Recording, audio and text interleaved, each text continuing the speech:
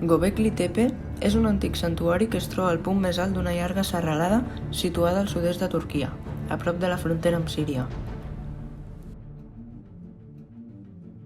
Té una superfície de 126 hectàrees i una altitud de 760 metres. Aquest lloc va ser creat per caçadors-recol·lectors entre el 9600 i 8200 a.C., abans que comencés la sedentarització. No obstant això, per un motiu desconegut, tot aquest complex de pedres, pilars i estructures va ser enterrat cap al 8000 a.C. i va estar abandonat durant 500 anys. A dia d'avui, aquest lloc està sent excavat per arqueòlegs turcs i alemanys. Aquest jaciment ha revolucionat la comprensió del neolític euroasiàtic, no només per contenir el complex megalític més antic que es coneix fins ara, sinó que a més se'l considera el temple o santuari més antic del món, on va poder néixer la consciència del lo sagrat que va donar pas a l'espurna de la civilització. Durant més de 1000 anys, el temple va exercir un paper preponderant en la vida de la regió.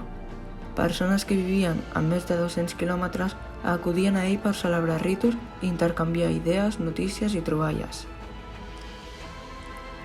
L'estrat 3, és a dir, el nivell d'ocupació més antic, situat cap al 9000 a.C., conté nombrosos pilars monolítics en forma de T de més de 3 metres d'altura, fets de pedra calcària enllaçats entre si per toscs murs de pedra seca que formen estructures circulars o ovals.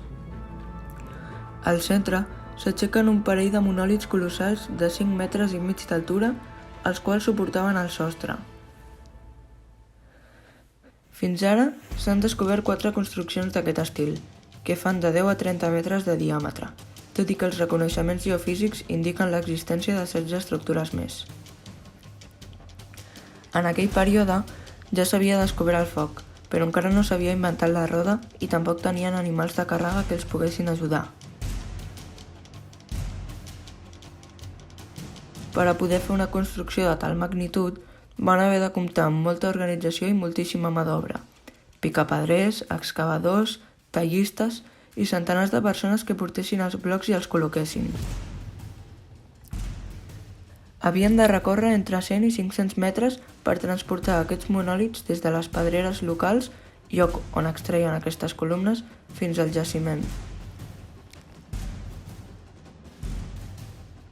Els monòlits i pilars es troben decorats amb relleus tallats d'animals i pictogrames abstractes.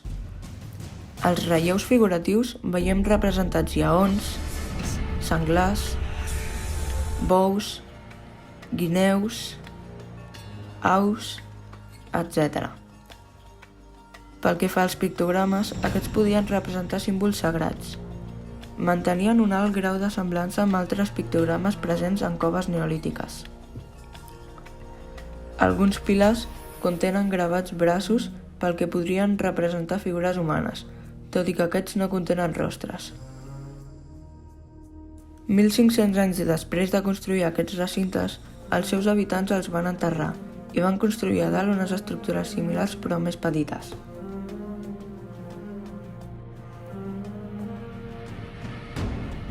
Era molt habitual que construïssin el cercle, l'utilitzessin durant un temps i acabessin cobrint-lo per complet. Més endavant, a sobre d'ells, es van construir uns espais rectangulars encara més petits. Es tractava de l'estrat 2, on es troben restes de diverses habitacions adjacents amb paviments de calç polida. Göbekli Tepe va perdurar uns altres 1000 anys, però el seu tamany va anar reduint-se fins que fa 10.000 anys va desaparèixer sepultat sota un turó erigit per l'home.